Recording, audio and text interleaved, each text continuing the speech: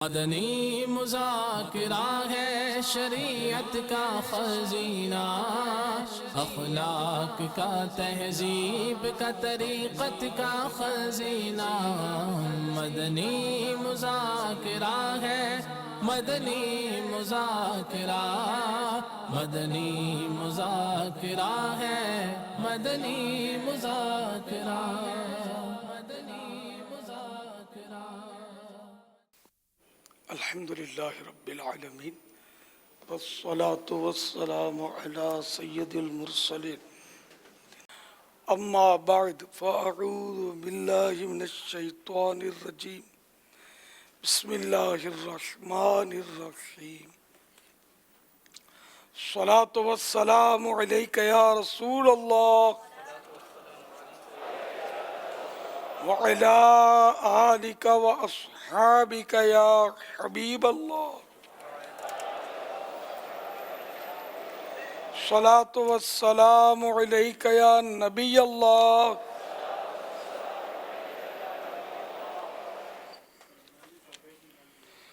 وعلى آلك وأصحابك يا نور الله۔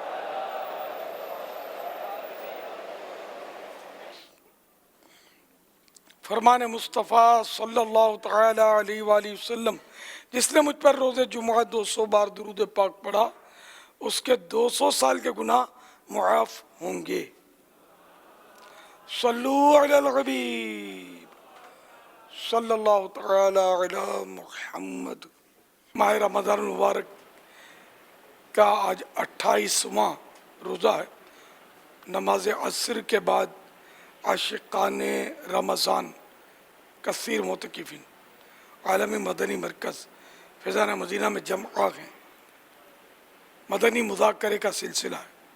آپ سوالات کیجیے، ہر سوال کا جواب ابھی بھی ثواب دے پاؤں گے ضروری نہیں، بن پڑا تو عرض کرنے کی کوشش کی جائے گی، بھول کرتا پائیں مجھے میری فوراً اصلاح فرمائیں، مجھے آئمہ شائع کرتا اپنے موقع پر بلا وجہ اڑتا نہیں، شکریہ کے ساتھ رجوع کرتا پائیں گے انشاءاللہ عز و جل۔ صلو علی الحبیب صلی اللہ تعالی علی محمد۔ امیر اہل سنت سے یہ پوچھنا ہے، رمضان کے بعد بھی ہم مدنی منع اور مدنی منیا روزے رکھ سکتے ہیں؟ بڑے تو شش عید کے روزے رکھتے ہیں، کیا ہم بھی شش عید کے روزے رکھ سکتے ہیں؟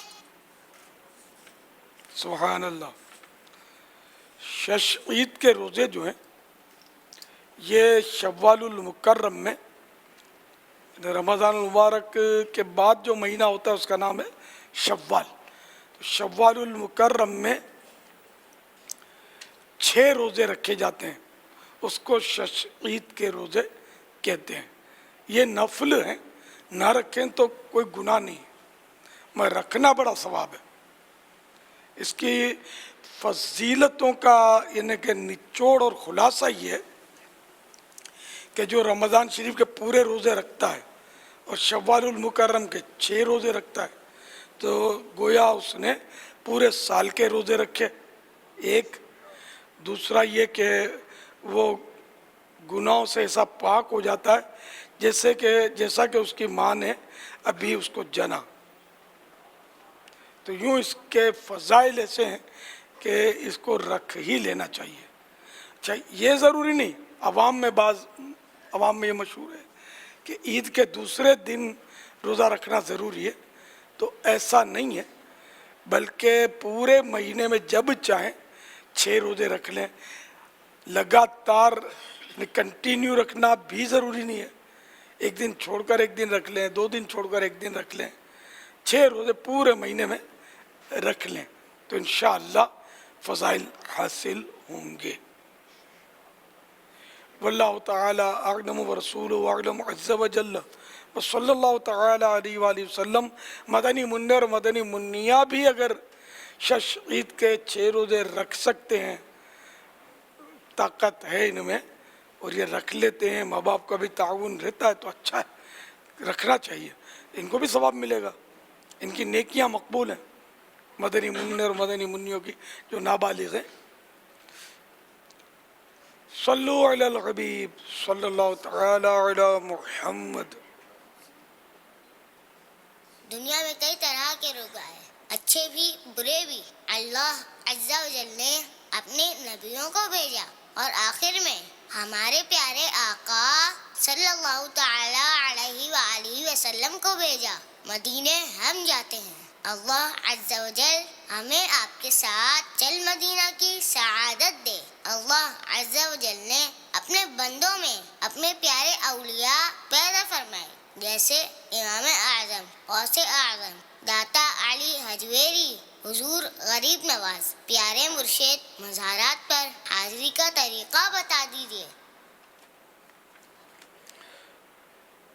ولی اللہ کے مزار شریف یا کسی بھی مسلمان کی قبر کی زیارت کو جانا، حاضری دینا، تو یہ ایک اچھا کام ہے، ثواب کا کام ہے. اور مستحب یہ ہے کہ پہلے اپنے مکان پر غیر مکروہ وقت میں 2 رکعت نفل پڑھے. ہر رکعت میں سورۃ الفاتحہ کے بعد ایک بار آیت الکرسی اور 3 بار سورہ اخلاص یعنی قل هو اللہ شریف پڑھے. اور اس نماز کا ثواب صاحب قبر نے جس کے مزار پر حاضری دینا چاہتا ہے اس کو پہنچائے، نثال ثواب کرے اس کو. اللہ تعالیٰ اس قبر والے پر جس پر ایصال ثواب کیا، اس فوت شدہ بندے کی قبر میں نور پیدا کرے گا اور اس ثواب پہنچانے والے شخص کو بہت زیادہ ثواب عطا فرمائے گا. زیارت قبر میت کے مواجہے میں یعنی چہرے کے سامنے، قبر میں جس طرف چہرہ ہو نا اس طرف کھڑے ہو کر، یعنی کہ جب چہرے کی طرف منہ کریں گے تو چہرہ ہوتا ہے قبلے کی طرف، تو قبلے کو پیٹھ کر کے چہرے کی طرف منہ کر کے کھڑا ہونا ہے. پائنتی کی طرف یعنی پاؤں کی جانب سے جائے کہ اس کی نگاہ سامنے ہو. سرانے سے سر کی طرف سے آئے گا یا پیچھے سے آئے گا تو سر اٹھا کر یا مڑ کر میت کو دیکھنا پڑے گا. قبرستان میں اس طرح کھڑے ہوں کہ قبلے کی طرف پیٹھ اور قبر والوں کے چہروں کی طرف منہ ہو. اس کے بعد جب قبرستان گئے تو اس طرح کہیں السلام علیکم یا اہل القبور یغفر اللہ لنا ولکم انتم لنا سلف ونحن بالاثر. ترجمہ: اے قبر والو، تم پر سلام ہو، اللہ عز و جل ہماری اور تمہاری مغفرت فرمائے. تم ہم سے پہلے آ گئے اور ہم تمہارے بعد آنے والے ہیں.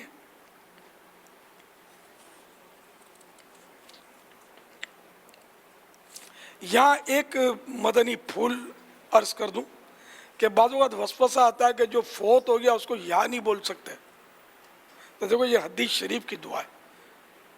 قبرستان میں اور عام طور پہ مسلمان بولتے ہی جا کے یا اہل القبور، اس میں یا اہل القبور ہے یعنی اے قبر والو. یا مانے اے، تو پتہ چلا دنیا سے جو چلا گیا وہ اس کو اے کہہ کر یا کہہ کر پکار سکتے ہیں. اچھا، اب یہ کہ جب عام قبر والوں کو پکار سکتے ہیں تو نبی اور ولی کو کیوں نہیں پکار سکتے؟ جب یا اہل القبور کہہ سکتے ہیں تو یا غوث الاعظم کیوں نہیں کہہ سکتے؟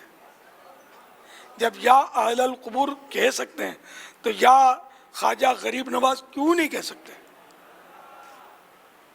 جب یا اہل القبور کہہ سکتے ہیں تو یا رسول اللہ کا مسئلہ تو ویسے ہی حل ہے صلی اللہ تعالیٰ علیہ وسلم.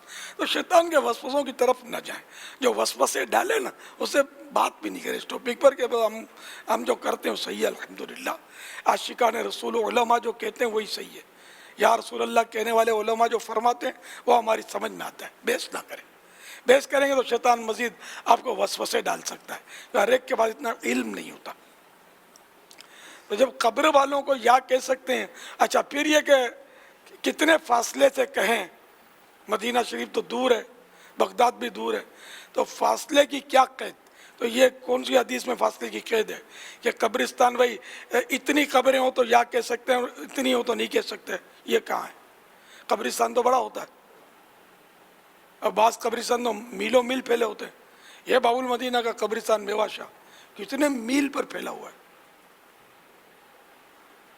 تو وہاں مطلب یعنی کہ سلام جب کریں گے تو میلوں تک آپ کی آواز۔ پھر سچی بات یہ کہ اگر ظاہری اسباب دیکھیں نا تو ایک قبر میں بھی آواز نہیں جا سکتی۔ قبر میں منو مٹی ہوتی ہے، سلیں ہوتی ہیں، بالکل فل ساؤنڈ پروف قبر ہوتی ہے۔ یقین نہ تو وہ بند ہو کر آزما لے، میری بات غلط ہو تو، لیکن یقیناً کوئی بھی آزمانے کے لیے ہمت نہیں کرے گا، ایسی ساؤنڈ پروف ہوتی ہے قبر۔ تو ایک قبر کو بھی یا کہنا یا اہل القبر کہ وہ آواز پہنچنا، تو پھر یہ میلوں تک پہنچنا، تو یہ اللہ پہنچاتا ان تک آواز۔ تو اسی طرح جب ان تک عام قبر والوں پر پہنچاتا ہے تو جس میں گناہ گار بھی ہیں، نیکوکار بھی، سب مکس ہے، تو اپنے حبیب کو کیا نہیں پہنچائے گا؟ اپنے مقبول اولیاء کو آواز نہیں پہنچائے گا؟ کیا صحابہ کرام کو نہیں پہنچائے گا کہ یا غوث کہا تو وسوسہ آیا، یا اہل القبر کا تو کوئی وسوسہ نہیں آیا؟ تو یہ شیطان کے سب چکر ہیں، ان چکروں میں آپ نہ پڑیں اور زور سے پکاریں یا رسول اللہ، یا غوث پاک، یا غوث پاک، یا غریب نواز، یا غریب نواز، صلو علی الحبیب صلی اللہ تعالی علی محمد۔ یا رسول اللہ کے نعرے سے ہم کو پیار ہے، ہم نے یہ نعرہ لگایا اپنا بیڑا پار، نعرہ رسالت، نعرہ رسالت، نعرہ رسالت۔ یا رسول اللہ۔ مزار شریف یا قبر کی زیارت کے لیے جاتے ہوئے راستے میں فضول باتوں میں مشغول نہ ہو، قبر کو بوسہ نہ دیں، نہ قبر پر ہاتھ لگائیں، جو ایسا کرے ان سے الجھیں بھی نہیں، برا بھلا بھی نہ کہیں، بلکہ قبر سے کچھ فاصلے پر کھڑے ہو جائیں۔ قبر کو سجدہ تعظیمی حرام ہے، اور اگر عبادت کی نیت ہو تو کفر ہے۔ قبرستان میں اس عام راستے سے جائے جہاں ماضی میں کبھی بھی مسلمانوں کی قبریں نہ تھیں، ماضی یعنی گزرے ہوئے زمانے میں کبھی بھی مسلمانوں کی وہاں قبریں نہ تھیں۔ جو راستہ نیا بنایا، جو راستہ نیا بنا ہو، یعنی قبریں مٹا کر جو راستہ بنا ہو اس پر نہ چلے۔ رد المختار میں قبرستان میں قبریں پاٹ کر مٹا کر جو نیا راستہ نکالا گیا ہو، جو نیا راستہ نکالا گیا ہو اس پر چلنا حرام ہے، بلکہ نئے راستے کا صرف گمان یعنی شک ہو تب بھی اس پر چلنا ناجائز و گناہ ہے۔ کئی مزارات اولیاء پر دیکھا گیا ہے کہ زائرین کی سہولت کی خاطر مسلمانوں کی قبریں مسمار یعنی توڑ پھوڑ کر کے فرش بنا دیا جاتا ہے۔ ایسے فرش پر لیٹنا، چلنا، کھڑا ہونا، تلاوت اور ذکر و اذکار کے لیے بیٹھنا وغیرہ سب حرام ہے۔ دور ہی سے فاتحہ پڑھ لیجئے۔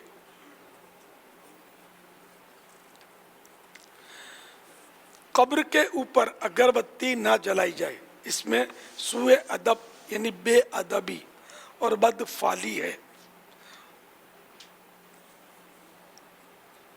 ہاں اگر حاضرین کو خوشبو پہنچانے کے لیے لگانا چاہیں تو قبر کے پاس خالی جگہ ہو وہاں لگائیں، کہ خوشبو پہنچانا محبوب یعنی پسندیدہ ہے۔ اعلیٰ حضرت رحمت اللہ تعالی علیہ فرماتے ہیں صحیح مسلم شریف میں حضرت عمرو بن عاص رضی اللہ تعالیٰ عنہ سے مروی، انہوں نے دم مرگ یعنی بوقت وفات اپنے فرزند یعنی بیٹے سے فرمایا، جب میں فوت ہو جاؤں تو میرے ساتھ نہ کوئی نوحہ کرنے والی جائے نہ آگ جائے، قبر پر چراغ یا موم بتی وغیرہ نہ رکھے، یہ حدیث سے کے علاوہ ہے، قبر پر چراغ یا موم بتی وغیرہ نہ رکھے کہ یہ آگ ہے، اور قبر پر آگ رکھنے سے میت کو اذیت ہوتی ہے۔ ہاں رات میں راہ چلنے والوں کے لیے روشنی مقصود ہو تو قبر کی ایک جانب خالی زمین پر موم بتی یا چراغ رکھ سکتے ہیں۔ صلو علی الحبیب صلی اللہ تعالی علی محمد۔ السلام علیکم ورحمۃ اللہ وبرکاتہ۔ وعلیکم السلام ورحمۃ اللہ وبرکاتہ۔ آج 28 رمضان المبارک ہے، اور 28 رمضان المبارک حضرت مفتی خلیل خان برکاتی رحمۃ اللہ تعالی علیہ کا یوم عرس ہے۔ کیا آپ نے ان سے باقاعدہ کتابیں پڑھی ہیں؟ کچھ مدنی پھول عنایت فرمائیں، جزاک اللہ خیرہ۔ مفتی خلیل خان برکاتی رحمۃ اللہ تعالی علیہ، خلیل ملت بھی کہتے ہیں ان کو، خلیل العلماء کے لقب سے بھی ملقب ہیں۔ ان کے فتاوی بھی مدون کیے گئے، فتاوی خلیلیہ، جو کئی جلدوں پر فتاوی خلیلیہ 3 جلدوں پر مشتمل ہیں۔ ہماری نماز، چادر اور چار دیواری، یہ سورہ نور کی اس میں تفسیر بیان کی گئی ہے۔ ہمارا اسلام، اس میں سوالن جواباً اسلامی عقائد بیان کیے انہوں نے۔ بہترین کتاب ہے، ہر گھر میں ہونی چاہیے، ہمارا اسلام۔ اس کو سب پڑھیں۔ اس کا انگلش میں ٹرانسلیشن بھی ہوا ہے، نئے جو مسلمان ہوتے ہیں ان کے لیے بھی مفید ہے یہ۔ تو یہ ہر گھر میں ہو تاکہ آپ کو اپنے عقائد پتہ چلیں، اللہ کے بارے میں کیا عقیدہ ہو، رسول کے بارے میں کیا عقیدہ ہو، فرشتوں کے بارے میں کیا عقیدہ ہو۔ تو یہ سوالن جواباً انہوں نے بہت پیاری کتاب لکھی ہے۔ اس کے علاوہ اور بھی کتب انہوں نے تصنیف فرمائی، پھر عالم بھی تھے، مفتی بھی تھے، اور پڑھاتے بھی تھے۔ انہوں نے اپنا مدرسہ بھی بنایا، دارالعلوم احسن البرکات، یہ لطیف آباد، زمزم نگر، حیدرآباد کے اندر ہے، حیدرآباد پکا قلعہ کے پاس زمزم نگر۔ یہ بڑے اچھے اور اچھے عالم تھے، میں ان سے بہت عقیدت رکھتا ہوں، اور ہم ان کی کتابیں پڑھتے تھے، ان سے محبت کرتے تھے۔ کبھی مراسلت بھی میری ہوئی، خط و کتابت اکا دکا۔ تو البتہ میں نے ان سے کوئی کتابیں وغیرہ نہیں پڑھی، میری ان سے ملاقات، یعنی مجھے ان کی زیارت کا صرف 2 بار شرف حاصل ہوا ہے، یہ مجھے یاد پڑتا ہے۔ ایک بار تو میں جن دنوں نور مسجد میں امامت کرتا تھا تو یہ کہیں آئے ہوں گے، تو ظہر کی نماز انہوں نے نور مسجد میں ادا فرمائی ہوگی۔ نماز کے بعد یہ خود ہی مجھ سے انہوں نے ملاقات فرمائی اور غالباً تعارف ہوا۔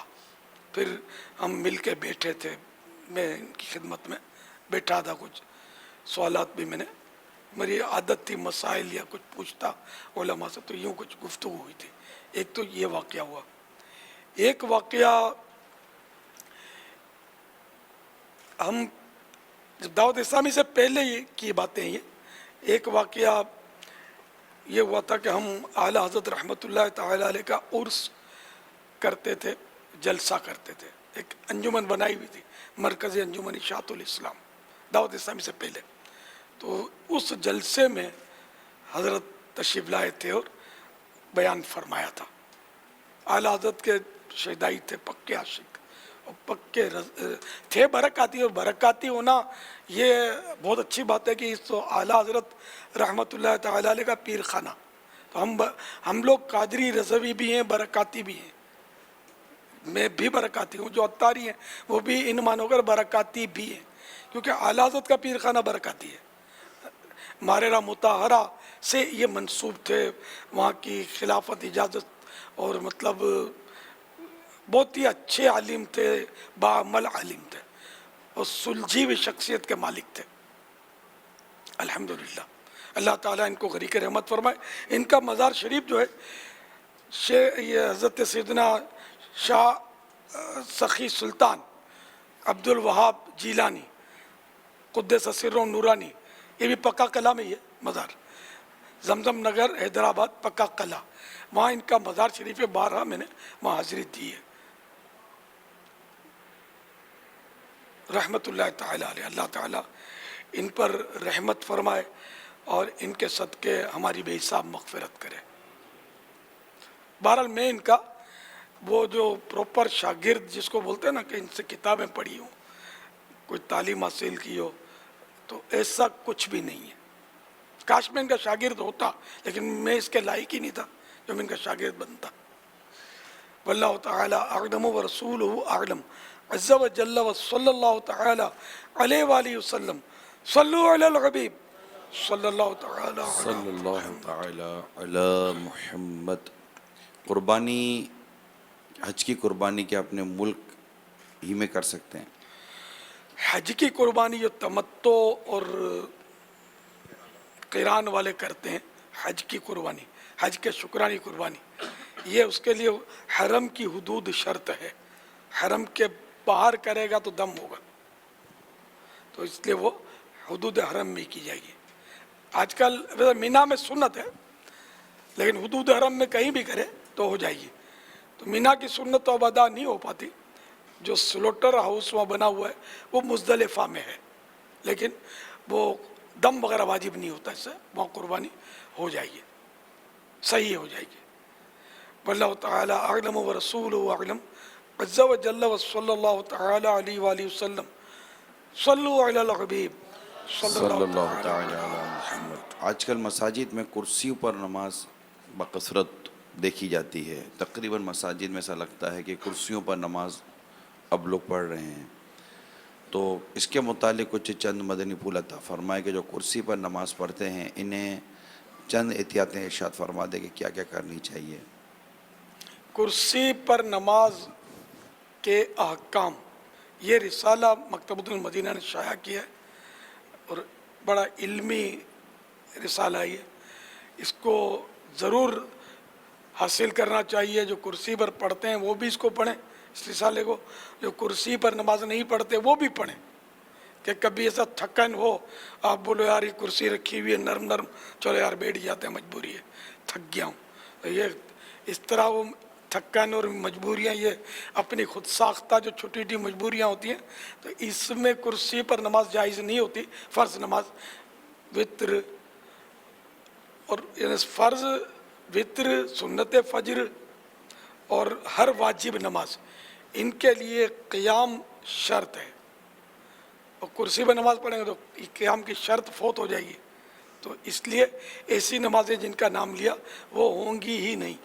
اگر بلا عذر شرعی، اور جس کو شریعت نے عذر قرار دیا، مجبوری قرار دی، وہ ہے تھوڑا ٹف ہے۔ عام حالات میں یہ جو عذر بولتے ہیں نا، یہ عذر ہوتا نہیں ہے، یہ کرسیوں پہ بیٹھ بیٹھ کے نمازیں پڑھ کر پر ٹائم پاس کر رہے ہوتے ہیں، ایک تعداد شاید ہو ایسی۔ مزید آپ،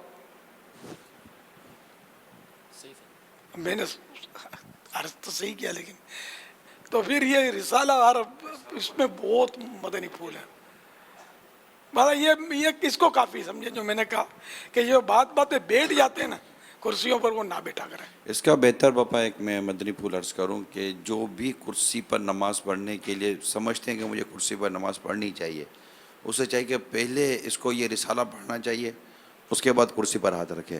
کہیں ایسا نہ ہو کہ وہ کرسی پر نماز اس طرح پڑھ رہا ہو کہ اس کو نماز کرسی پر پڑھنے کی شرعاً اجازت ہی نہ ہو، اور پھر اس کی نمازوں کا مسائل نہ ہو جائے۔ تو تمام کرسی پر نماز پڑھنے والے جو بھی اسلامی بھائی ہوتے ہیں، بلکہ گھروں میں تو اب اسلامی بہنیں بھی کرسیوں پر نماز دیکھا دیکھی پتہ چلا ہے کہ ٹھیک ٹھاک شروع ہو گیا ہے، تو یہ رسالہ اب کوشش کریں کہ یہ رسالہ پڑھ لیں، اور اس رسالے میں کوئی بات سمجھ میں نہ آئے تو علماء سے پوچھ لیں کہ اس کے بارے میں کچھ مدنی پھول ارشاد فرمائیے۔ صلو علی الحبیب صلی اللہ تعالی علی یہ فیس بک پر محمد. سوال آیا ہے کہ ایمان پر موت کے لیے ہمیں کیا کیا کرنا چاہیے؟ اللہ ایمان پر موت حاصل ہو، اللہ کرے ہو جائے، تو اس کے لیے تو آدمی دعا کرے، دل جلائے، فکر کرے. اب آپ کے پاس 10-20 روپے ہوں گے تو آپ کسی عام جیب میں ہو سکتا ہے رکھ دیں گے، بڑی نوٹیں ہوں گی تو کہیں ایسی جیب میں چھپا کے رکھیں گے. پھر اگر اس سے بڑی رقم ہوئی تو گھر میں رکھیں گے، اس سے بڑی ہوئی تو بینک میں رکھیں گے، اس سے بڑی ہوئی تو لوکر میں رکھیں گے. تو اب یہ کہ دنیاوی دولت سنبھالنے کے لیے جیسی اس دولت کی اہمیت ویسی اس کی حفاظت کا بندوبست. تو ایمان جو ہے یہ کائنات کی ہر دولت سے بڑا ہے، ہر نعمت سے بڑا ہے. تو اب اس کی حفاظت کے لیے کیسا لوکر ہونا چاہیے؟ تو اب اس کی حفاظت کی پرواہ ہی نہیں ہے، بالکل پرواہ نہیں ہے. بری صحبت سے ایمان برباد ہوتا ہے، کوئی پرواہ نہیں ہے. بری صحبتیں ہی ہماری زندگی کا مقصد ہے. جہاں کام کاج سے فارغ ہوئے، فون کیا، آ رہا ہوں، جا رہا ہوں، یہ پہنچے، گپے مارنے شروع کیے، غیبتیں شروع کی، میوزک لگا لیا، ڈانس جگا لیا، یہ ادھر ادھر کی سیاست کی باتیں، دہشت گردیوں کی باتیں، بے ضرورت بالکل بربادی کی باتیں کر رہے ہوتے ہیں. کبھی علماء کو ادب پہ لیتے ہیں، کبھی سیاسی لیڈر کو ادب پہ لیتے ہیں، کبھی وزیر اعظم کی خبر لیتے ہیں، تو کبھی کچھ یعنی کہ مطلب بالکل کوئی پرواہ نہیں ہے. ایمان کیا ہے، ایمان کسے کہتے ہیں، ایمان پر مرنا کیا ہوتا ہے، پرواہ نہیں ہے. تو اب جس کو پرواہ نہیں ہے ایمان کی، سوچ ہی نہیں ہے ایمان پر خاتمہ ہونا بھی کوئی یعنی کہ کچھ کوئی ہے، تو اب ایسی صورت میں کیا ہوگا؟ ہم اگر پیسوں کی پرواہ نہیں کریں گے اور یوں لے کر نوٹوں کی گڈی آپ جا رہے ہوں گے تو جو لٹیرا نہیں ہوگا نا اس کا بھی من ہو جائے گا کہ ارے 1000 کی گڈی ہے، تو یوں ہاتھ مارے گا اور ریس ہو جائے گا، بھاگ جائے گا. تو جب یہ 1000 کی گڈی ہے بالکل کچھ بھی اس کی ویلیو نہیں ہے، یہ ٹھیکرا ہاں، مرنے کے بعد یہ اس کی کیا ویلیو ہے؟ سونے کی اینٹ بھی ہاتھ میں تو کوئی ویلیو نہیں ہے. ایمان کی ویلیو ہے، اصل قیمتی شے تو ایمان ہے جس کی حفاظت سب سے زیادہ ضروری ہے. تو پھر علماء فرماتے ہیں، اعلیٰ حضرت فرماتے ہیں کہ جس کو زندگی میں ایمان کی بربادی کی فکر نہیں ہوگی، علماء فرماتے ہیں کہ مرتے وقت خطرہ ہے کہ اس کا ایمان جو ہے وہ اس سے لے لیا جائے. تو کتنا خطرناک معاملہ ہے، کوئی پرواہ نہیں کسی کو. بد مذہبوں کی صحبت میں بیٹھتے ہوئے پرواہ نہیں ہے، غیر مسلموں کی صحبت میں بیٹھنے میں پرواہ نہیں ہے، سب کی ہاں میں ہاں کرنے کا ذہن ہے، وہ کفریات بک رہا ہے اور آپ یہ منڈی ہلا رہے ہیں صحیح کہتے ہو، درست فرمایا، بجا فرمایا. کیا بجا فرمایا؟ کفریات بک رہا، آپ بولتے بجا فرمایا، صحیح فرمایا، یا خالی ساری لا رہے ہیں. یہ ایسا مطلب بھی کیا کیا ہوتا ہوگا ان صحبتوں میں. اور عوام کی گفتگو یقین مانے اتنی خطرناک ہوتی ہے کہ میں اپنی نیچر آج کی نہیں، میں برسوں پرانی نیچر بتا رہا ہوں. یہ عوام جو بڑے بوڑھے ہوتے ہیں نا، ان میں بیٹھنے کی میری ہمت نہیں ہوتی تھی. یہ جس طرح کی یا تو گناہوں پر ہی گفتگو کرتے یا بے جا تنقیدیں مسلمانوں پر، کبھی اس پر کبھی اس پر، کبھی علماء پر. ایک کو جانتا ہوں بوڑھے کو، وہ ایسا مجھے ٹکرتا تھا، وہ دیکھ کر بس کھڑا ہو جاتا تھا، بول نہیں پاتا تھا برابر، لیکن بیچارہ اب تو زندہ ہو اس کا کوئی تصور مجھے تو نہیں ہو رہا. اب بولنا شروع کر دیتا تھا، یہ عالم سارے ظالم ہوتے ہیں، نعوذ باللہ، اور کیا کیا بولتا تھا. میں ایسا بور ہوتا تھا کہ میں کروں کیا یار. یہ بھی دعوت اسلامی کے پہلے کی بات کر رہا ہوں، میں جب وہ ہم گاؤں گلی میں رہتے تھے، بہت یہ ان کے تصور بھی نہیں تھا پیدا ہونے کا. ہاں میں بہت پرانی بات کر رہا ہوں، اپنی بات کر رہا ہوں. تو یہ نہیں کہ میں چونکہ مجھے علماء اہل سنت سے رغبت تھی، آنا جانا تھا، صحبت تھی، اور الحمدللہ سنیت کا شعور، بلکہ میں پکا سنی تھا اس وقت بھی اللہ کی رحمت سے، اعلیٰ حضرت کا ماننے والا تھا اللہ کی رحمت سے. تو مجھے یہ باتیں ایسا میں بور ہوتا تھا کہ میں جان کیسے چھڑاؤں. हिम्मत भी नहीं थी होती थी कि मैं उसके ज़बान खींच लूँ कि अब यार मरने वाला है, क्यों बक बक करता है, ऐसा बोलता है आलिम जालिम है। अच्छा फिर ये कि एक नहीं सारे आलिम जालिम है, माअज़ल्लाह। यानी कितनी बुरी बात है। सबसे बड़ा आलिम कौन है पता है? हकीकत में सबसे बड़ा आलिम अल्लाह, अल्लाह की सिफत है आलिम। और अल्लाह की अता से मखलूक में सबसे बड़े आलिम मेरे मुस्तफ़ा हैं सल्लल्लाहु तआला अलैहि वसल्लम। हर नबी आलिम, हर वली आलिम। अब ये नऊज़ुबिल्लाह सारे आलिम माअज़ल्लाह। खैर उसका ये तसव्वुर नहीं होता होगा, उस जाहिल को ये पता भी नहीं होता होगा कि अल्लाह को भी आलिम बोल सकते हैं और रसूल भी आलिम होता है, कुछ पता ही नहीं होगा, वह बकवास की आदत। तो यूं मतलब है बहुत बुरा माहौल है। तो मैं बड़े बूढ़ों की मतलब यानी कि बैठक में बहुत कतराता था, इनकी बातें मेरी समझ में आती नहीं थी, क्या क्या ये बेचारे बोलते होते थे। तो इसमें आपको भी समझने का बहुत कुछ है कि ये अवाम है, अवाम। और इस शायद इसी वजह से किसी ने ये वो मकूला बनाया होगा, मुहावरा है, अल अवाम कल अनआम, ने अवाम चौपायों की तरह होती है, चार पाँव वाले जानवरों की तरह। ये जनरल है, किसी फ़र्द को नहीं। अवाम में नेक बंदे भी होते हैं, सालेहीन भी होते हैं, खौफ खुदा से रोने वाले भी होते हैं, अच्छे लोग भी होते हैं, अच्छे बुरे मिक्स होते हैं। लेकिन अक्सरियत जो है ना इस वक्त ऐसी है नहीं कि इनकी सोबत में बैठा जाए। अपना ईमान बचाकर वहाँ से उठना बड़ा दुश्वार हो जाएगा, अल्लाह ना करे। वैसी सोबत मिल गई तो ये बहुत बकबक कर रहे होते हैं और इनको समझाना बहुत मुश्किल है। और एक मतलब मुझे ये वाक़या नक्श हो गया मेरे ज़हन में। मैं एक मस्जिद के इमाम साहब के साथ खड़ा था और एक बूढ़ा 80 साल का बूढ़ा, उसकी उम्र भी मुझे पता है, 80 साल का बूढ़ा था। उन दिनों बारिशें नहीं हो रही थी, तो अंधेरा आता मगर बारिश ना होती।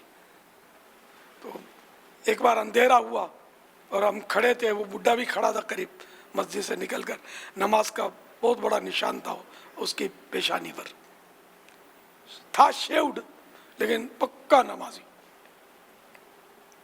तो वो उसने जब देखा ना ये अंधेरा हुआ और रोज अंधेरा होता था और आता था जाता था, तो उसने बोल दिया बुढ़े ने, माअज़ल्लाह नकले कुफ्र कुफ्र नबाशुद, देखो तो, इन हमारी ज़बान में बोला गालिबन मेमनी में, कि देखो तो अल्लाह ताला, यानी ये तो आम तो मियाँ बोलते हैं लोग, मियाँ नहीं बोलना चाहिए, अल्लाह मियाँ बोलना मना है। मियाँ के एक माना शौहर भी होते हैं, मियाँ बीवी। तो ये लफ्ज़ अल्लाह की शान शान नहीं है, अल्लाह पाक बोले, अल्लाह ताला बोले। तो बहरहाल मैं अल्लाह पाक बोलूँगा कि देखो तो अल्लाह पाक कितना सताता है। अब मैं तो समझ गया कि ये मुर्तद हो गया, इसने तो बिल्कुल अल्लाह ताला को जालिम बोल दिया। अल्लाह सताने से पाके जुल्म करता ही नहीं है, वो तो तसव्वुर ही नहीं है इसका। तो ये अब मुझे इतनी हिम्मत नहीं थी कि मैं इसको बोलूं कि ये आपने क्या बोल दिया, तौबा करे कलमा पढ़े, मेरी जरूरत नहीं हुई, मैं जवानी थी मेरी। लेकिन उलमा की सोबत की बरकत से ये दो चार बातें मुझे समझ आ जाती थी। वो इमाम जो था वो भी आलिम नहीं था, वो बेचारा इतना बोला, नहीं ऐसी बात नहीं करो, ऐसी बात नहीं करो, यूँ बोला उसने। बात आई गई होगी और मैं उस बुढ़े के खिलाफ हो गया। लेकिन मैं किसको बोलता, मैं बस उसे कतरा गया, मैं उसको अफसोस में उसको इस्लाह नहीं कर पाया। अब तो उसके तसव्वुर नहीं कि वो जिंदा हो, अल्लाह ईमान सलामत रखे। हो सकता है किसी ने समझा दिया हो, उसी इमाम ने बाद में समझा कर तौबा करवा दी हो, तो मुझे इसका पता नहीं है। लेकिन मेरे सामने तो वो मुर्तद हो गया था, नमाज का बहुत बड़ा दाग था। तो पता चला कि पेशानी पर नमाज का दाग होना ये कोई जन्नती होने की सनद नहीं है, भले जिसके भी हो। मेरे भी है दाग, ठीक है, लेकिन मैं अल्लाह ताला से डरता हूँ, बुरे खात्मे से मैं अल्हम्दुलिल्लाह बहुत डरता हूँ, बहुत डरता हूँ, कहीं मेरा ईमान ना निकाल लिया जाए। और ये ईमान के खात्मे की तमन्ना करना, इसके लिए बेकरार होना, बुरे खात्मे के खौफ से डरना, ये भी इबादत है। اور یہ ہم سب کو کرنی چاہیے، اس پر سوچنا چاہیے کہ اگر ایمان پر خاتمہ نہیں ہوا تو میرا بنے گا کیا۔ امام ذہبی رحمۃ اللہ تعالیٰ علیہ نے الکبائر میں لکھا ہے کہ اللہ تعالیٰ کی خفیہ تدبیر سے نہ ڈرنا یہ گناہ کبیرہ ہے۔ لکھا تو ہے، جو میں نے پورا چیپٹر ہے اس کا۔ جی ہاں، اللہ تعالیٰ کی خفیہ تدبیر، یہ پورا موضوع ہے اس میں، الکبائر میں انہوں نے لکھا ہے۔ اللہ تعالیٰ کی خفیہ تدبیر کیا، اس کے معنی کیا، یہ بھی نہیں سمجھیں گے، عوام نہیں سمجھیں گے اس کو۔ خفیہ مانے پوشیدہ، اب پوشیدہ مانے کیا، چھپا ہوا، یعنی اللہ تعالیٰ کی خفیہ تدبیر، اس کو یوں سمجھیں کہ اللہ تعالیٰ نے میرے بارے میں کیا خفیہ تدبیر ہے اس کی، میرے بارے میں اس کے علم میں کیا ہے، اس کے علم میں ہونا، یہ ہم کو مجبور نہیں کیا ہے، اس کے علم میں ہے، اس کے علم میں ہمارا کیا حال ہے وہ ہم نہیں جانتے، کہ ہمارا ایمان پر خاتمہ ہوگا یا نہیں ہوگا، ہمارے بارے میں کیا طے ہے، یہ ہمیں کچھ بھی نہیں معلوم۔ تو اللہ تعالیٰ کی خفیہ تدبیر جو ہے اس کو ہم نہیں جانتے۔ خفیہ تدبیر دونوں صورتوں میں ہوتی ہے، اچھے یعنی کہ ہمارے بارے میں بھلائی میں بھی ہے، اور وہی برا خاتمہ، عذاب یا دنیاوی کوئی بڑی آزمائشیں تکلیفیں بھی آتی ہیں، جو بھی ہو، تو خفیہ تدبیر ایک جامع لفظ ہے۔ خفیہ تدبیر عربی میں آیت میں اس کے لیے لفظ مکر آیا ہے، لیکن اردو میں مکر بولنے میں وہی مطلب ہمارے یہاں مکر دوسرے معنی میں استعمال ہوتا ہے، وہ مکروا ومکر اللہ واللہ خیر الماکرین، کہ حضرت عیسیٰ علیہ السلام کے تعلق سے یہ کہ حضرت سیدنا عیسیٰ علیہ السلام کے ساتھ یہ انہوں نے مکر کیا، ان کے جو ان کی امت تھی، جو نافرمان امت تھی، اس نے مکر کیا، دھوکہ کیا، یہاں مراد تو انہوں نے دھوکہ دیا، ان کو دھوکہ کیا۔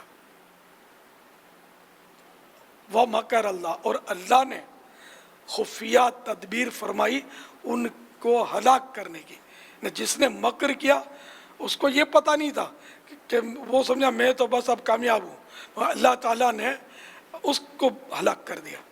تو اللہ تعالیٰ نے اس کے ہلاک کی خفیہ تدبیر کی، کیونکہ مکر کے معنی میں جو دھوکہ ہے نا، یہ ذرا عیب کے معنی میں، اللہ تعالیٰ عیب سے پاک ہے، تو اللہ تعالیٰ نے خفیہ تدبیر فرمائی ان کے ہلاک کی۔ واللہ خیر الماکرین، اور اللہ تعالیٰ بہتر خفیہ تدبیر فرمانے والا ہے۔ واللہ تعالیٰ اعلم ورسولہ اعلم عز وجل، وصلی اللہ تعالیٰ علیہ وآلہ وسلم، صلو علی الحبیب صلی اللہ تعالیٰ علی محمد صلی اللہ علیہ وسلم۔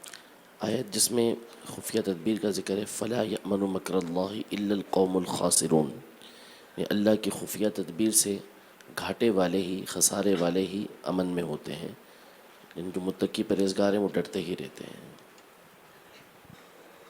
یہ اور آیت ہے جی ماشاء اللہ۔ اس سے ایک ہمیں چند ایک اسباق جو اب تک کی جو گفتگو ہم اہل سنت نے فرمائی ہے، مدنی پھول عطا فرمائے ہیں۔ اول یہ کہ ہمیں ایسی صحبت سے بچنا ہے جس صحبت میں رہ کر ہمیں اس طرح بے باکی کا سامنا کرنا پڑے، اور ظاہر ہے کہ اب صرف صحبتوں ہی نہیں رہی، اور ذرائع بہت ہیں، اس میں سوشل میڈیا سر فہرست ہے کہ جس کے ذریعے ہم تک جو چاہے اپنی بات لے کر آ سکتا ہے، اور ہم اس کی بات سننے کے لیے تیار ہو جاتے ہیں۔ تو ایک تو یہ ہمیں اپنے دین و ایمان کی حفاظت کی مدنی سوچ ہونی چاہیے۔ دوسرا بھی اہل سنت نے مکر کے حوالے سے بڑی خوبصورت وضاحت فرمائی، اور جس کو آج کے دور میں تھوڑی بہت عربی آتی ہے، کوئی عربی کورس کر لیتا ہے، کوئی عربی سیکھ لیتا ہے اور عربی کے معنی پڑھنا سمجھ لیتا ہے، تو وہ قرآن کا ترجمہ کرنے بھی بیٹھ جاتے ہیں اور اپنے طور پر کچھ نہ کچھ لکھتے رہتے ہیں، جبکہ اس کے لیے بہت سارے علوم دینیہ کا ہونا بے حد ضروری ہے کہ اللہ تبارک و تعالیٰ کی شان میں کون سا لفظ کہہ سکتے ہیں، کون سا لفظ نہیں کہہ سکتے، رسول پاک صلی اللہ تعالیٰ علیہ وآلہ وسلم کی شان میں کون سا لفظ کہہ سکتے ہیں، کون سا لفظ نہیں کہہ سکتے، اس کا علم ہونا بھی ضروری ہے۔ لہذا صرف عاشقان رسول کی صحبت میں ہی ہمیں وقت گزارنا چاہیے، اور انہی علماء کرام کے مدنی پھول ہمیں سننے چاہیے۔ صلو علی الحبیب صلی اللہ تعالی علی محمد۔ میرا آپ کی بارگاہ میں سوال ہے، یہ جو ہم سرکار صلی اللہ تعالی علیہ وسلم پر لاکھوں سلام اور لاکھوں درود بھیجتے ہیں، جیسے مصطفیٰ جان رحمت پہ لاکھوں سلام اور کعبے کے بدرالدجا تم پہ کروڑوں درود، کیا اس طرح پڑھنے سے واقعی لاکھوں سلام اور لاکھوں درود کا ثواب ملتا ہے؟ برائے کرم رہنمائی فرما دیں۔ فتاوی مرکز تربیت افتاء جلد 2 پیج نمبر 349 تا 351 فقیہ ملت اکیڈمی الہند کے حوالے سے ہے۔ جی ہاں، اس طرح پڑھنے سے واقعی لاکھوں سلام اور لاکھوں درود کا ثواب ملتا ہے۔ چنانچہ محقق مسائل جدیدہ حضرت علامہ مفتی محمد نظام الدین رضوی مدث اللہ العالی کے ایک مصدقہ فتوے میں ہے، محض ایک بار مصطفیٰ جان رحمت پہ لاکھوں سلام اور کعبے کے بدرالدجا تم پہ کروڑوں درود کہنے سے حضور صلی اللہ تعالیٰ علیہ وآلہ وسلم پر لاکھوں سلام اور کروڑوں درود پہنچ جاتے ہیں۔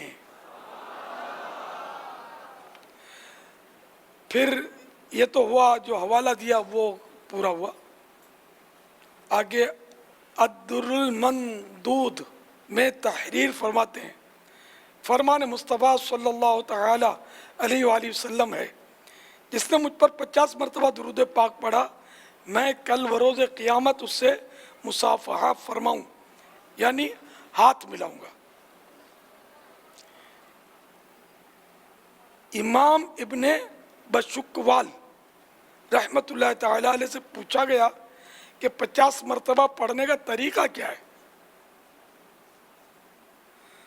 فرمایا اگر کوئی یوں کہے اللہم صلی علی محمد 50 مرہ، یعنی اے اللہ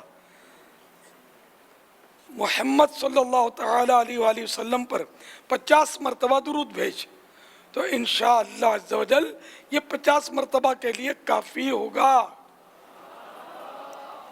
اور اگر ایک ایک کر کے 50 مرتبہ پڑھے تو یہ زیادہ بہتر ہے۔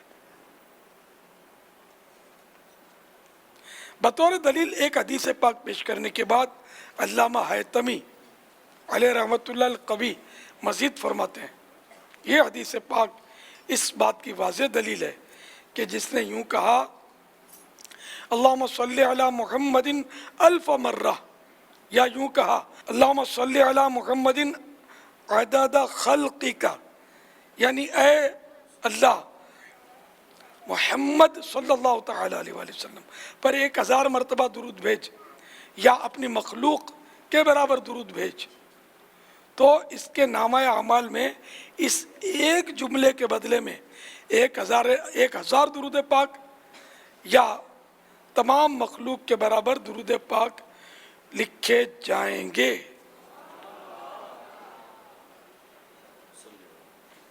صلو علی الحبیب صلی اللہ تعالی علی محمد۔ میرا امیر اہل سنت سے یہ سوال ہے، بعض لوگ سجدے میں جا کر دعا مانگتے ہیں، کیا یہ درست ہے؟ فرمان مصطفیٰ صلی اللہ تعالی علیہ وآلہ وسلم، بندہ اپنے رب سے سب سے زیادہ قریب سجدے کی حالت میں ہوتا ہے، تو اس میں دعائیں زیادہ مانگو۔ مفسر شہیر حکیم الامت مفتی احمد یار خان علیہ رحمت الحنان اس حدیث پاک کے تحت فرماتے ہیں، یعنی رب عز و جل تو ہم سے ہر وقت قریب ہے، ہم اس سے دور رہتے ہیں، البتہ سجدے کی حالت میں ہمیں اس سے خصوصی قرب یعنی خصوصی نزدیکی حاصل ہوتی ہے، لہذا اس قرب یعنی نزدیکی اور قریب ہونے کو غنیمت سمجھ کر جو مانگ سکیں مانگ لیں. بعض لوگ سجدے میں گر کر دعائیں مانگتے ہیں یعنی دعا کے لیے سجدہ کرتے ہیں. ان کا ماخذ یہ حدیث ہے یعنی ان کا یہ اس حدیث کے مطابق عمل ہے. مرآت جلد 2 پیج نمبر 82 تا 83. واللہ تعالی اعلم ورسولہ اعلم عز وجل وصلی اللہ تعالی علیہ وآلہ وسلم. اس میں فرض نمازوں میں تو نہیں مانگنی دعائیں، نفلوں میں، نفل میں مانگنی ہے. نفل میں بھی، اور وہ بھی عربی میں، اور وہ بھی وہ کہ جس کا سوال بندوں سے نہ ہوتا ہو، اللہ تبارک و اللہ تعالیٰ تعالیٰ سے. سے ہوتا ہو. نفل میں دعا مانگنی ہے، صرف فرضوں میں نہیں. اور دعا عربی میں مانگنی ہے اور اللہ سے مانگنی ہے، کہیں بھی اس میں بندوں سے سوال نہ کیا گیا ہو. نارملی ہمارے نماز میں اس طرح سجدے میں جا کر دعا کرنے کا اتنا رجحان نہیں ہوتا. جیسے کہ نارملی طور پر بیٹھے ہیں اور اب اللہ تعالیٰ کے حضور سجدہ کرتے ہیں، وہ یوں کرتے ہیں سجدہ، یوں بھی کر رہے ہیں اور چلیے آسمان کی طرف ہوتی ہیں. اب یہ دعا کا ایک انداز ہے. اور اس میں بھی یہ ذہن میں ہوتا ہے کہ سجدے میں بندہ رب کے زیادہ قریب ہوتا ہے، تو وہ اس طرح سجدے کی اپنی کیفیت بناتے ہیں، ہاتھ آسمانوں کی طرف، ہتھیلی آسمان کی طرف رکھتے ہیں اور اللہ تعالیٰ سے دعا کرتے ہیں. تو یہ نماز میں نہیں ہوتے، نماز کے باہر ہوتے ہیں. تو ایسے میں کیا کرنا چاہیے؟ باہر شریعت میں سجدے بے سبب کا تذکرہ جو اعلیٰ حضرت امام اہل سنت رضی اللہ تعالیٰ عنہ نے جو کیفیات لکھی ہیں کہ کس انداز میں دعا مانگنی ہے ان کے والد گرامی نے، تو اس میں یہ تیسری صورت لکھی ہے سجدے کی. تو اس میں یہ فرمایا کہ سجدہ کی دعا کی ہمیں اللہ تبارک و تعالیٰ نے توفیق دی ہے، تو اس کا شکر ادا کرنے کی نیت سے وہ اس کیفیت کو بنا لیں سجدے والی. اب اس میں وہ سجدہ ہوتا ہے، اگرچہ ہمارے یہاں ہاتھ یوں رکھ لیے جاتے ہیں، لیکن وہ سجدے میں تو ہاتھ اسی طرح ہوتے ہیں یوں. تو یہ اس نیت سے جا کے تو اسی حدیث کے مطابق فرمایا کہ ٹھیک ہے، یہ بھی ایک حیت ہے، ایک کیفیت ہے، ایک طریقہ کار ہے کہ اس میں بھی اگر کوئی دعا مانگے گا تو اچھا ہے. وہ ہتھیلیوں کا تذکرہ نہیں ہے نا کہ چتی یا بٹھی، چت یا پٹ. چت اس کو بولتے ہیں، پٹ اس کو بولتے ہیں. بندہ جیسے یوں چت لیٹتا ہے، چت عام طور پہ پتہ ہوتا ہے، پٹ سنا ہوتا، لیکن پٹ کے معنی کہ الٹا الٹا ہو گیا تو یہ پٹ ہو گیا، اور پھر سیدھا ہو گیا تو چت ہو گیا. واللہ تعالی اعلم ورسولہ اعلم عز وجل وصلی اللہ تعالی علیہ وآلہ وسلم. صلو علی الحبیب صلی اللہ تعالی علی محمد. میرا نام محمد آصف ہے اور میں باب المدینہ کراچی سے بات کر رہا ہوں، سبزی منڈی سے. حضرت مجھے یہ معلوم کرنا ہے کہ عورتوں کا بھی بیعت لینا ضروری ہے یا ان کا بھی مرید بننا ضروری ہوتا ہے؟ تو برائے مہربانی شرعی رہنمائی فرما دیجیے. میرا نام رئیس احمد ہے، میں موڑاسا گجرات ہند سے بول رہا ہوں. میرے گھر بچے کی ولادت ہوئی ہے جس کا نام محمد اور پکارنے کے لیے علی رضا رکھا گیا ہے. اسے میں چاہتا ہوں کہ امیر اہل سنت اپنا مرید بنا لے. اچھا، پہلا سوال تو یہ کہ عورت کے لیے کیا مرید ہونا ضروری ہے؟ تو ضروری تو مرد کے لیے بھی نہیں ہے، کوئی فرض یا واجب نہیں ہے. یعنی اگر کوئی کسی کا مرید نہیں بنتا تو گناہ گار نہیں ہوگا. مرید بننا چاہیے کہ ایک بزرگوں کا طریقہ چلا رہا ہے، اس کے فیوز و برکات کافی ملتے ہیں سلسلے کے اور بہت فوائد ہیں اس کے. لیکن اگر کوئی نہیں بنتا تو گناہ گار نہ ہوگا. تو علی رضا ہند کو بیعت میں نے سلسلہ عالیہ قادریہ رضویہ میں ان کو داخل کر لیا. ایک تعداد ہوتی ہے جو یہ ذہن رکھتی ہے کہ میں مستجاب و دعوات بن جاؤں، یعنی میری دعائیں قبول ہوتی رہیں. تو کیا یہ تمنا رکھنا درست ہے؟ اور اگر یہ تمنا درست ہے تو اس تمنا پوری ہو اس کے لیے کیا کوشش کرنی چاہیے؟ یہ تمنا رکھنا تو اچھا ہے، مستجاب الدعوات ہو جاؤں، میری دعائیں قبول ہوا کریں. اور اس کے لیے کہ حلال روزی یہ بہت ضروری ہے. رزق حرام دعا میں بہت بڑی، بلکہ سب سے بڑی اگر کہیں تو بھی شاید غلط نہ ہو، رکاوٹ ہے. اور آج کل جو ہماری دعائیں قبول نہیں ہو رہی، ہو سکتا ہے اس میں یہ بہت بڑا عنصر ہو کہ روزی کمانا آتا ہی نہیں ہے نا. لوگ سمجھتے کہ میں نے اب حلال کمایا ہے، لیکن اس کو پتہ ہی نہیں ہوتا کہ حرام ہو چکا ہو، تو سود میں پڑ چکا ہو تو پتہ نہیں ہوتا. کیونکہ سود خالی یہ تھوڑی جو بینک سے ملتا ہے، سود کی بہت ساری صورتیں ہیں. تو اسی لیے جو تاجر ہے اس کے لیے فرض ہے کہ وہ اس کے ضروری احکام سیکھے. جو خریدار ہے اس کے لیے ضروری ہے کہ خریداری کے فرض احکام سیکھے. اور یہ آج کل کوئی لاکھوں میں جانتا ہو تو جانتا ہو. تو بہرحال یہ کہ پھر یہ کہ اللہ تعالیٰ کی نافرمانی یہ قبولیت دعا میں رکاوٹ.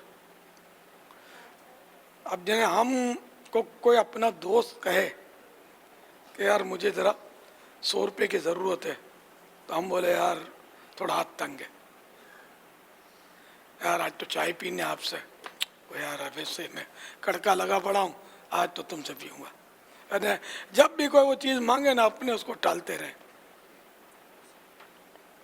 تو جنہیں جو ٹالتا رہا اب اس کو ضرورت پڑی اسی دوست سے، تو پہلے تو یہ شرمائے گا کہ یار میں مانگوں گا کیسے.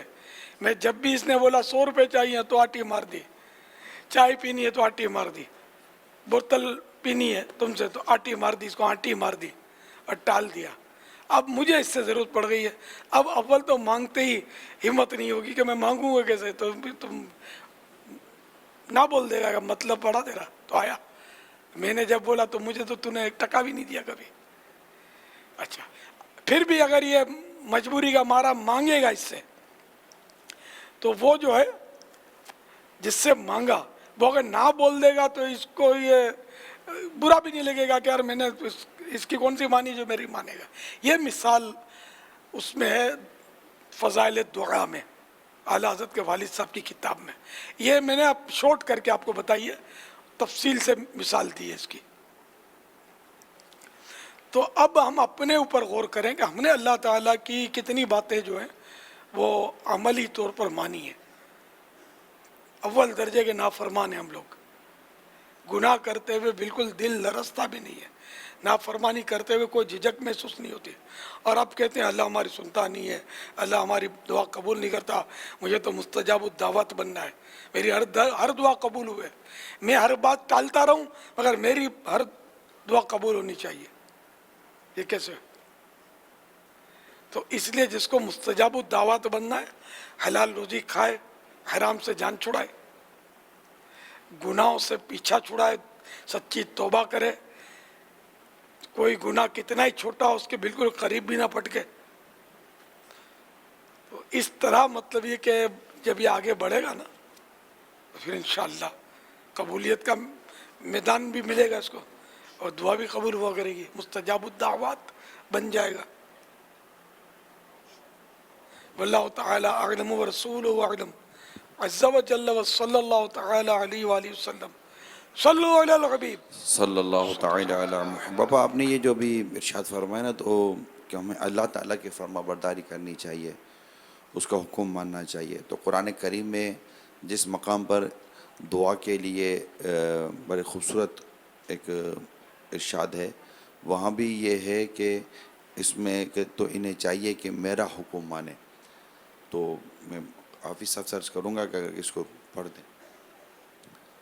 بسم اللہ الرحمن الرحیم. وَإِذَا سَأَلَكَ عِبَادِي عَنِّي فَإِنِّي قَرِيبٌ أُجِيبُ دَعْوَةَ الدَّاعِ إِذَا دَعَانِ فَلْيَسْتَجِيبُوا لِي وَلْيُؤْمِنُوا بِي لَعَلَّهُمْ يَرْشُدُونَ.